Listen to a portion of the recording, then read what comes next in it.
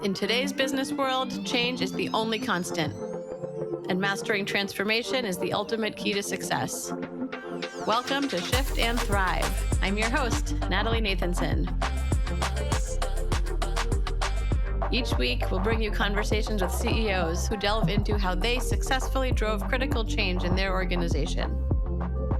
This show is sponsored by Magnitude Consulting, bringing you the thinking power of a growth consultancy and the getting it done power of a full-service B2B marketing agency. Today's guest is a trailblazing serial entrepreneur with a unique story and a track record and mindset of building what others didn't believe was possible. He's originally from Nepal and now lives in Massachusetts and started his career by creating Nepal's first two internet service providers back in 1994. With graduate degrees from both MIT and INSEAD, his career has spanned IT, AI, computer vision, fintech, and cybersecurity, and has included time at Siemens and Brigham and Women's Hospital. He founded and sold his first company, SaaS platform Irva, and later founded the facial biometrics company Wicket. Today, he's the founder of Zifino, an AI-driven cybersecurity startup that's on a mission to make vulnerability management radically simpler. Sanjay Manandhar, welcome to the show. Thank you, Natalie. Great to be here. It's great to connect with you. And, I know you've started and led several ventures over the years, but when you think back, I find there's often one pivotal decision that defines how a company is built. Can you share maybe an early decision that you made in building one of your past companies and how that turned out to be especially pivotal for you? Yeah, so let me talk about building Erva. The idea came about in the mid-90s when I was in London. But by the time I decided I want to actually build this company, I was back in the US, and it was after 9/11, which basically translated to there was no point in even trying to do fundraising. So the pivotal moment was having a chat with my wife. At the time, we were, I was about 35, and I said, would it be all right if we bootstrap this idea I have? And what that means is we're going to have to dip into our savings account. Her response was a little bit surprising. I thought she'd say, well, hell no. But instead, she said, if not now, when? So I thought, oh my gosh, I better do this. So we decided I'm going to bootstrap this company. And all the decisions following that came from that decision. And long story short, I ended up starting that company, running it for about 10 years, and we sold it bootstrapped. Very interesting. It sounds like a great supporter that you have in your wife. I'd love to go deeper into that. Once you made that decision to bootstrap, what were some of the biggest downstream implications? How did that impact your business and the decisions you were making? Yeah, so the biggest impact was cost control. What that meant was that everything from getting a sublease, which was literally one room, to hiring pace. Of course, I wanted all sorts of talent in this new company, but I felt, I need to hire at a pace that made sense for the funding I had in place. So we effectively hired one person per year. But the first person I hired was the CTO and the main technology person. And he stayed with me all 10 years. And so that was extremely important, but also, I think, extremely lucky in having David Crow as my employee number one and the CTO. What also I had to do was, remember, I also had two young kids. One was just born at the same time as I was starting up Erva. And, Erva was not in a position to pay me, for sure, salary, but also wasn't in a position to provide health insurance. And so as a result, I thought, okay, I think I need at least insurance for my growing family. So I went out and got a job for myself at Brigham and Women's Hospital, where again, perhaps dumb luck or good amount of research, I met up with a principal investigator in a medical imaging lab at Brigham and Women's Hospital, who was, you know, he had about $40 million over 5 years of NIH money, but he's a researcher. Yet everything that he did, needed his signature. So he had about 12 or 15 subcontractors. Some of them were also large entities like MIT, UCSF, and all that. And so I took all of that program management type of function off his plate. And but also one important thing I did was I said, Ron, would it be okay if I stayed, if I was available to you by email and phone, but I only came in for important meetings to Longwood, where Brigham is. He thought for a moment, said, that's different than what we've done thus far, but let's give it a shot. And that made all the difference. What that meant is that I could be running Erva, but I could also be doing a lot of Brigham work, but also be available to Ron 24/7. And that worked brilliantly. So effectively, I had health insurance and a bit of salary for 11 years that I was there, and I was building Erva at the same time. So those are two important decisions I made after saying, okay, we're going to bootstrap this company. Yeah, I love those examples. And I think, my business has been bootstrapped from the beginning. I do think it's more common in general for services firms, but I think it really forces you to be very prudent, thoughtful, and conscientious about your investments. And for us, not just impacting our own budgeting, but how we approach clients' budgets, because they're often in a similar situation, not necessarily bootstrapped, but always very cost conscious. And I think the misconception sometimes is that you don't spend, or that you're kind of cheap on things. Where I think for me, it always means it's not don't spend, it's spend wisely. Don't throw money at a problem, analyze the problem, look at the different ways to solve it, and then spend money where you need to. Absolutely. And look, the other decision also that comes very quickly, once you make that decision, is how are you going to get revenue? In a service business, you're looking at revenue from day one. In a product business, you need the product first. So there's a huge, deep hole you go into, but at the same time, it was my responsibility to bring sales in. So I was the main and only salesperson from the very beginning. And I did things that were slightly uncomfortable for myself, but I'll tell you, that was great learning. And you become more and more familiar and comfortable selling. And I needed to sell from the very beginning. So within 8 months after the company was formed, I got my first customer. Yeah. So that's important. Well, I think that's such an important point about you have to do things that you're uncomfortable doing, and then they become comfortable. And every founder needs to know how to sell, whether they like it or not. And so either you come in with that knowledge, or you learn it on the job. And no one can sell better than a founder in the early days, right? Absolutely. Yeah. Yeah. I'm curious, you were just talking about, acquiring the first customer.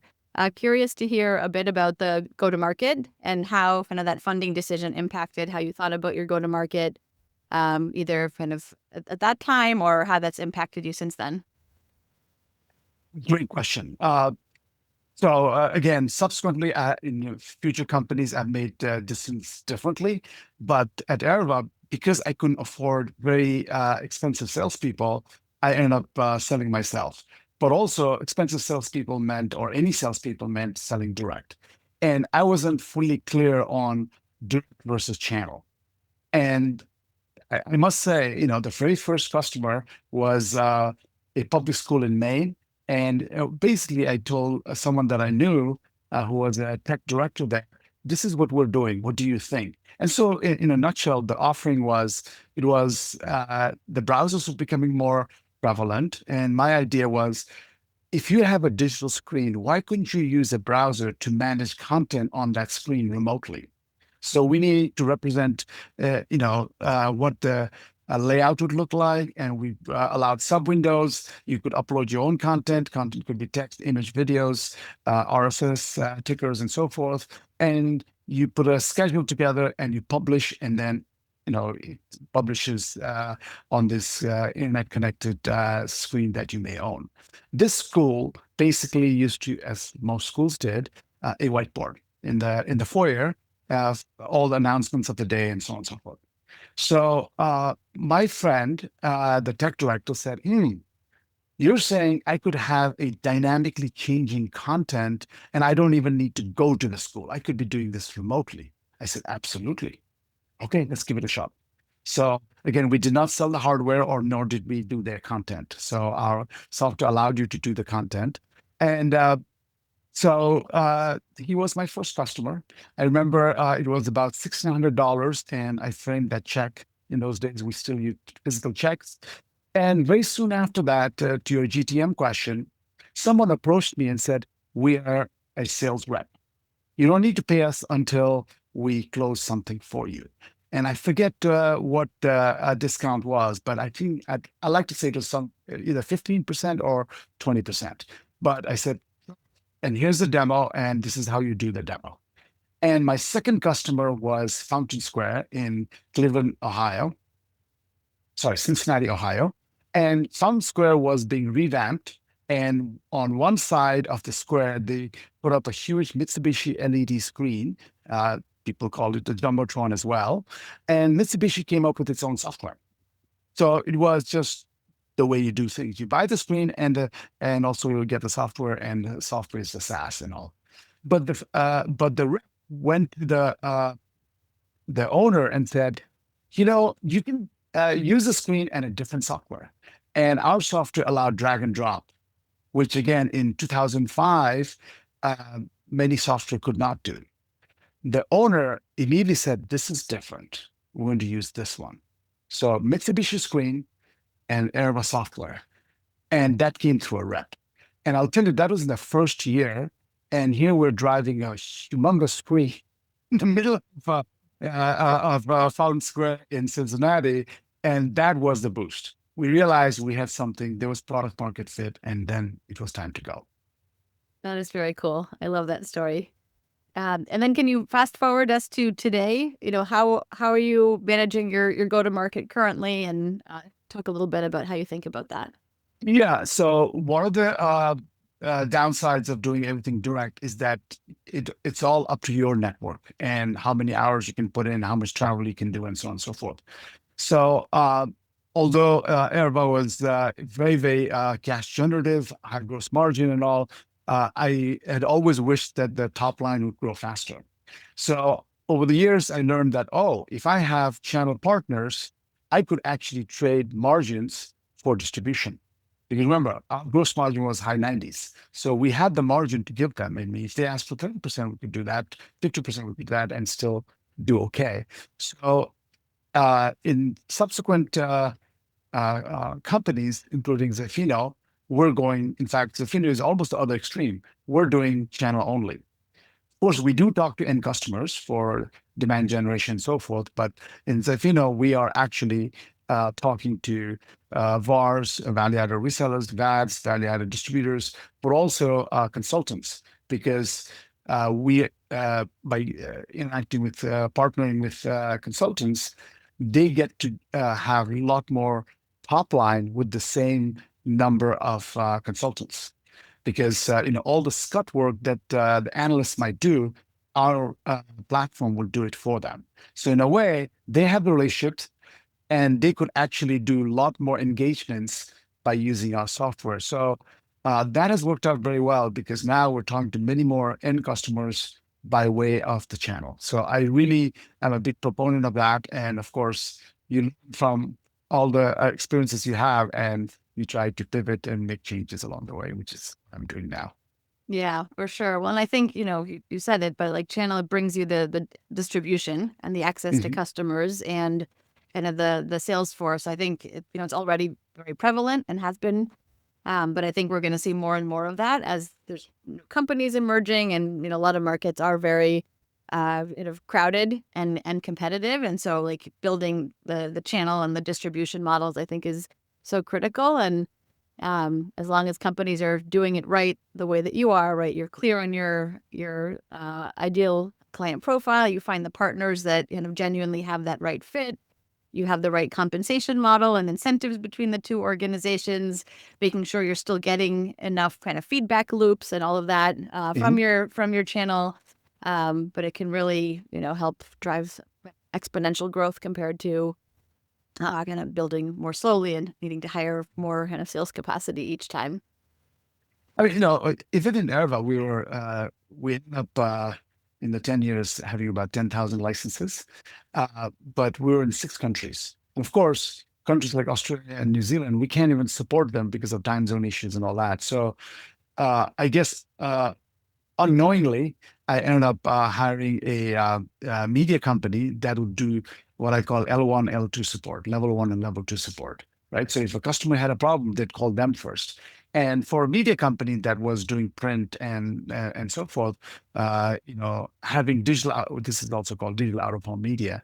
It was a big, incremental revenue for them, but that relationship worked great. So if you ever went to, flew into any of the airports in Australia or New Zealand, outdoor, indoor, baggage claim, passport control, any screen you see is still driven by Airba. And so I understood that for you to have the reach and the distribution, you needed other partners. It's just that I didn't know how to go about it in a very systematic way. But yes, for Australia and New Zealand, we had a partner. We had a partner for Canada and one for Mexico. So 3 partners. But now we're doing it a lot more systematically and saying, the consultancies like PwC, KPMG, EY, they already have relationships, and they always constraint the ones that will get compliance and governance done. Let's make sure that it works for them and for us, and that's why we're channel first now. Yeah. Yep. I want to switch gears a little, and you Mhm. talked about some of the kind of evolution of your thinking as far as company strategy. Wanted to talk about your leadership style. Can you talk about, how do you describe your leadership style, and have you felt it or deliberately evolved it over the years? Yeah, so I think people know about servant leader. I would consider myself more servant leader. And again, bootstrap company like Erva, I was the last person to be paid, right? So until the company was able to be paid, I did not take a salary. It was for 5 years I didn't take a salary. And however, to my employees, I made sure that they never even had an inkling that their paycheck may not clear, right? So sometimes I had to do all sorts of backflips behind the scenes to make sure we made payroll. I think making payroll is one of those, rites of passage of any entrepreneur, and not to, make it an issue is very important. And so behind the scenes, sometimes, especially if a customer said, "Hey, I'm going to wire that money," but that payment doesn't come, you end up doing some backflips. And so I always felt, just because there are cash flow issues, I cannot pass it on to my employees because they have many costs themselves, mortgages and all that. So I did not want to do that. So that's why there was the financial stress. The other part, and it was very, very important for me, that in this country, your healthcare is tied to your employment. And remember, I said I had to go get a separate job at Brigham just for healthcare reasons. So at Erva, all the employees, I said, the company will pay all the health insurance premium. And sometimes they'd be surprised, like, what is my contribution? I know the company will pay something. You pay nothing. And that came as a huge surprise. So I call that, so relieve them of financial stress, relieve them of healthcare stress, and then of course give everyone, sense of ownership by giving them very, very, um, favorable stock options. Remember, we did not have an outside capital partner, so I was able to give board members, advisors, and employees a lot of participation in the company. So these were some of the sort of foundational aspects of how I took care of the people.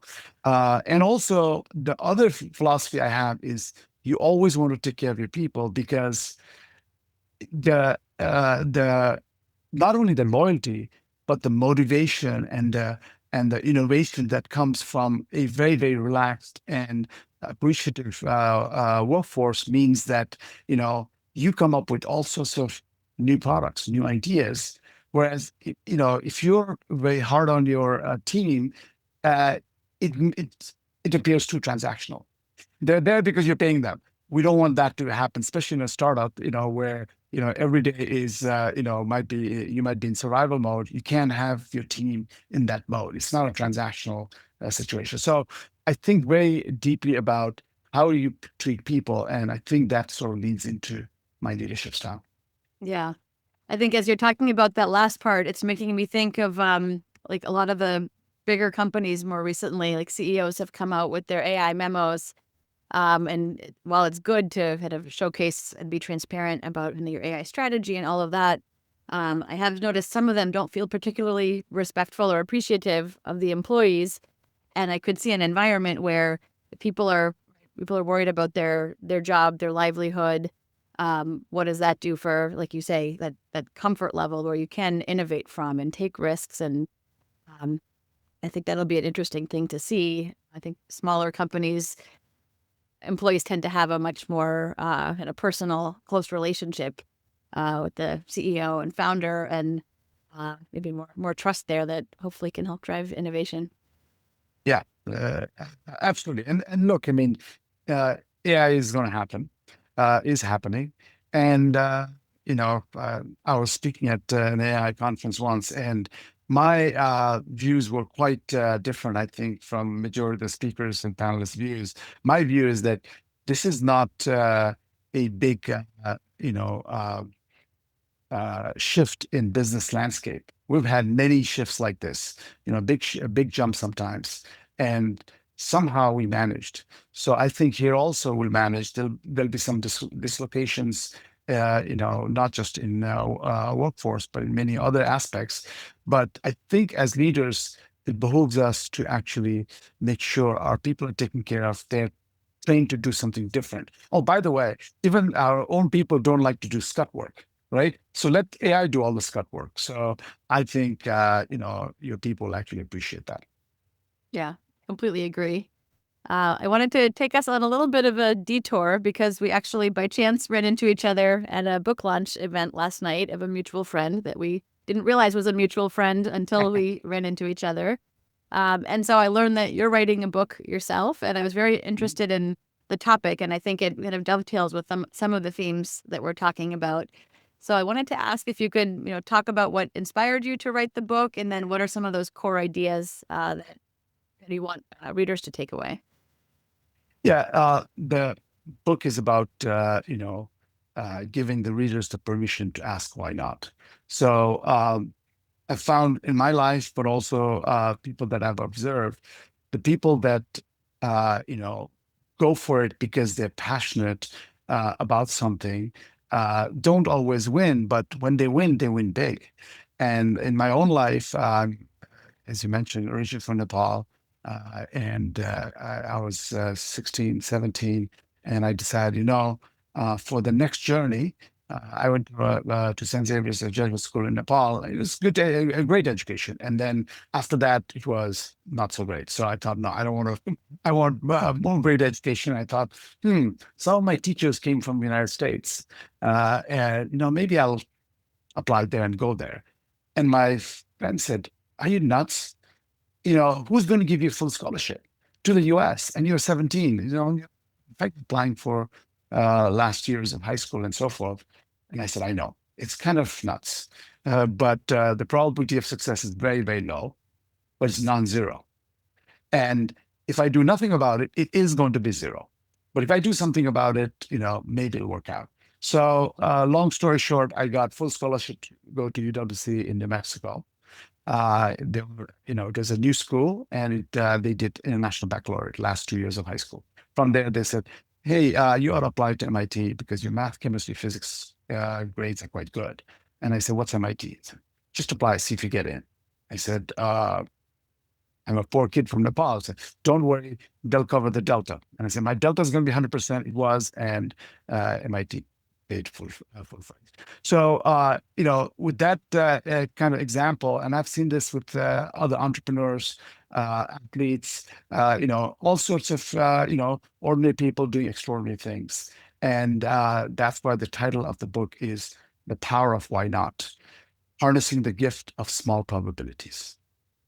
So when someone, says, oh, the probability of success for that is X percent, say 20%, it's a generalized notion, right? It's like saying, there are, 50 kids in a classroom, the average height is 5 foot. I think nobody's 5 foot. They're either shorter than 5 or taller than 5. 5 is an average height. So similarly, whenever there is a generalized notion, it means it's just generalized, but you're an individual. If you have the drive, the passion, my view is go for it. I mean, it is possible that not everything you try is going to work out, but you need to keep taking shots on goal. That's my view. Yeah, I like that. And I think like many of us founders have been asked like the "Are you nuts?" question. And Yeah. one of the kind of quotes or mantras I always like is, if it were easy, everyone would do it. And I've said that about business stuff. I've said that about different like goals, like running a marathon or things like that. And I find that in and of itself drives that intrinsic motivation. And I'm finding myself now, like even with my kids, trying to encourage that discipline. And like your example with schooling and like from Nepal to come to to study, if you don't ask, the answer will always be no. So you have to Correct. That's right. have that conviction, pursue it, and see where that takes you. Actually, you brought up marathons. I have again some numbers for you. Do you know what percentage of people in the world attempt to run a marathon? I do not. It's 1/10 of 1%, and of course, it's natural because it's a long race, right? It's 26.2 miles. So people don't even think about it. 1/10 of 1% think about it. However, by the time someone steps on the starting line, what percentage finish a marathon? I mean, just the way I'm, asking the question, it's a very large number. The number is between 85 and 90%. Wow. So what that tells me is, once someone is driven to do something like crazy thing like running a marathon, you do end up most likely finishing. And in my own, someone gave me a dare at my birthday when I was like 25 or 26, and not thinking clearly, I said, "Fine, I'll do it." And this person also gave me, this is pre-internet, so gave me a runner's journal, and I actually looked at it and said, "Okay, there's a marathon in." I was here in Cambridge, and there was a marathon in Burlington, Vermont, 3 months out. And I said, or a little less than 3 months. But I said, I think I can do this. I'll use this journal to do it. And lo and behold, I mean, although I had many problems during the race, by the time I finished, it was 3 hours, 9 minutes, 30 seconds, which means I qualified for Boston, and the cutoff for Boston was 3:10. And I said, oh my gosh, how did I even do that? How was it even possible? But again, whether with a dare or whatever, once you decide you want to do something, the likelihood of success is very, very high. And this is true with, again, as I said, marathoners, 85 to 90% actually finish. Yeah, I love that. It definitely resonates. And I think like at the start of a race like that, you say, why did I do this to myself? Why am I up so early? Why am I putting myself through this? And then at the end, when you're the most exhausted, you say, okay, when's the next one? And I do think there's a very similar parallel to entrepreneurship, just as you said. Hey, this is Natalie, your Shift and Thrive host. After chatting with lots of CEOs, one thing is crystal clear. Leveling up your company means having a killer go-to-market strategy. That's what my crew at Magnitude Consulting does every day. If you're trying to step up your marketing game, whether it's strategizing, accelerating your pipeline, expanding into new markets, or getting into AI and automation, let's talk. No pitch, no pressure, just good conversation. Visit shiftandthrivepodcast.com/Natalie to schedule a time. Can't wait to connect. I'm curious to ask you, how do you stay grounded in your conviction when the why not path gets hard? Like what kinds of things keep you from kind of moving to the safe decisions? Do you have any things that have helped you over the years? Yeah, so great question. And I think people matter the most, and I've alluded to this in multiple ways. Your family, your support group, your friends, and we all went through a very, very challenging time called the pandemic. And if you remember, it was not even possible to meet people during the pandemic. You avoided people, you didn't want to touch them, no handshakes, no nothing, all that. But even during the pandemic, when it was possible to meet people outdoors for coffee or beers or whatever, I made it a point to meet someone different every week outdoors, right? And whether it was for coffee, beers, or just sitting at a bench, because I think that is important to not only stay grounded, but also to, I mean, at the end of the day, we are very, very social animals. So that is very important. And so, yes, there's intensity whenever you do one of these why not things, but also you come back to people that you appreciate, you admire, you love, and you want to keep that connection. And so that's why I feel entrepreneurship is actually a very, very lonely road. But you do need to keep talking to your loved ones, your friends, your colleagues, and I think it can be managed. And I see you're also bringing together like-minded leaders, CEOs, and all. And I think, especially, having that kind of cohort to share information, knowledge, especially when there's no vested interest. These aren't your board members. These aren't your customers, your employees. These are just other leaders who are sharing stuff, different points in their lives and their businesses. It's very important, and I think that's the way to stay grounded, in my opinion. Yeah, yeah. I love that. And obviously, ascribe to a similar notion. I think it's very energizing, right? That's where new ideas come from, the camaraderie. So I definitely can echo that as well.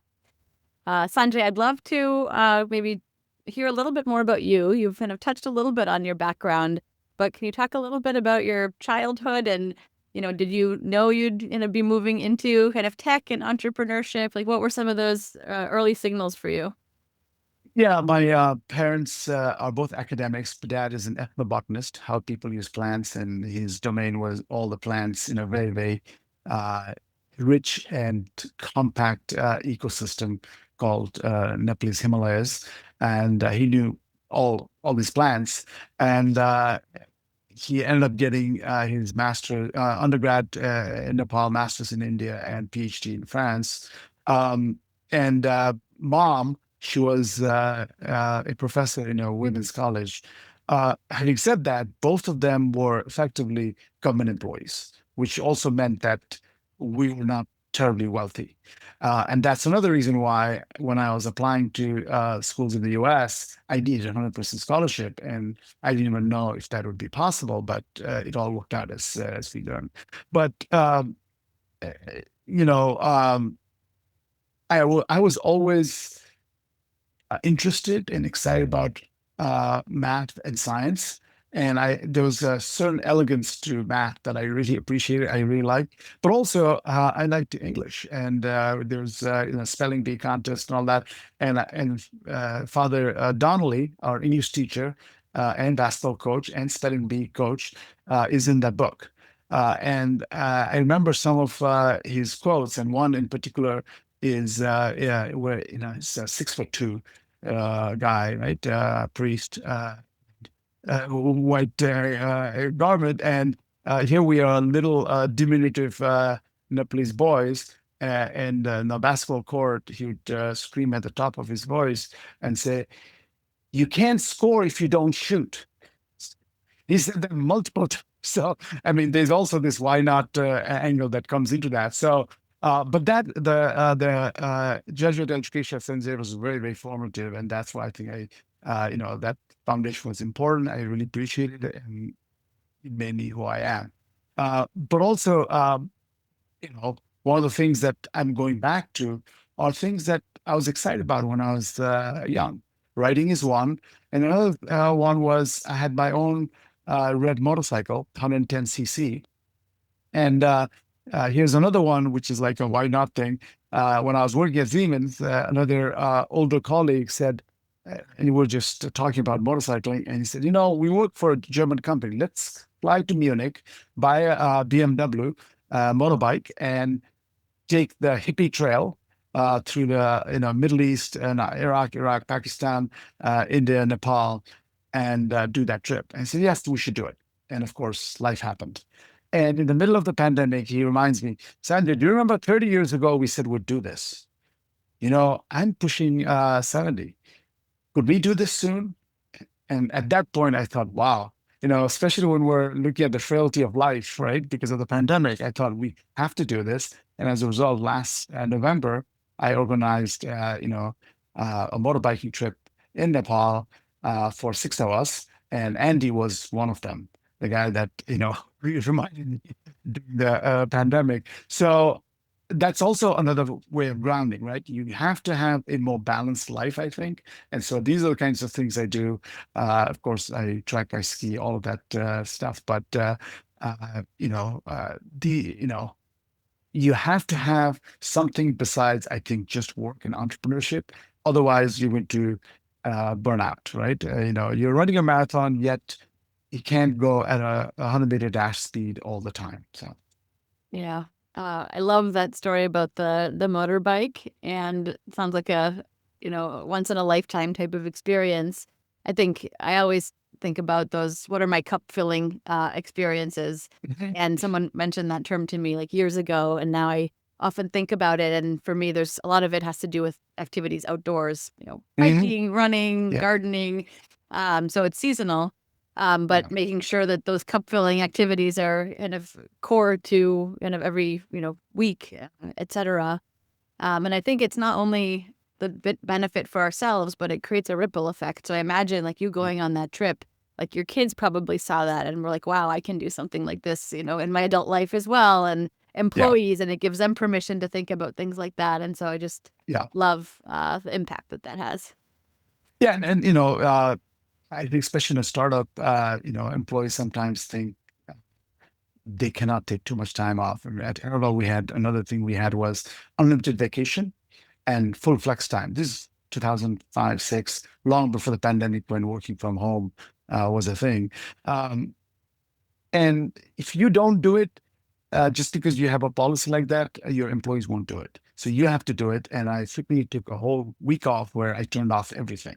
And so, yes, that's very important. And you mentioned hiking and running and all that. Another thing I think about deeply is staying healthy, because and all the movement will keep you healthy. Because it's like, when you are on a plane, they say if there's a loss of cabin pressure, put your own mask first before you help anyone else. So if you're not healthy, you cannot help other people or run a company and all that. So it's super important to stay super healthy, and all the things you mentioned that one can do to stay healthy is super important. Yeah, very well said. I would like to ask you maybe a more introspective question. And, knowing everything that you've learned over the years, if you were sitting in a room with your younger self, maybe in your first ever leadership role, what would you say to yourself? You don't need to be so intense all the time. In one sentence, that's what I would say. Because even though life is short, life is also long, right? Sometimes how you say something, we all know it's not what you say or what you do, how you make someone else feel matters the most. And I'll be a lot more, I think, cognizant of that. But in being very, very rushed and efficient, you're sometimes saying things or asking people to do certain things in too much of a hurry.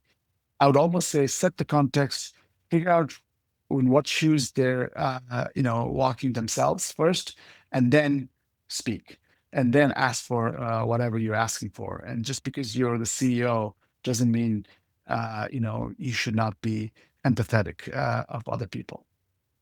Yeah, very well said. And I think with that, it's a great place to wrap. So if our listeners want to get in touch with you, what's the best way to reach you? I'd say my LinkedIn or email, sanjay@zifino.com. zifino.com, sanjay@zifino.com. Perfect. Thank you. Well, thank you, Sanjay. This has been a really great conversation. I really enjoyed it, Natalie. Thank you very much. Yes, I loved hearing your story about how you bootstrapped Irva and how that impacted things, and then the conversation we seem to keep coming back to around how, as entrepreneurs, to keep ourselves energized and motivated and all of that. So thank you so much for that, and thank you too to everybody who's listening. If today's conversation sparked something for you, please pass it along to another leader. We know that insights like these really do fuel fresh thinking and help us drive real transformation in our companies and in ourselves. So thanks again, Sanjay. And this has been another fantastic conversation on Shift and Thrive. I'll see you all next time. That's a wrap for this week's episode. For show notes and more, visit shiftandthrivepodcast.com. A special thank you to our sponsor, Magnitude Consulting, bringing you the thinking power of a growth consultancy and the getting it done power of a full-service marketing agency to help B2B companies fuel their growth. For more information on Magnitude and to get your complimentary transformation readiness assessment, visit magnitudeconsulting.com/getready. Thank you so much for listening. We'll see you next week.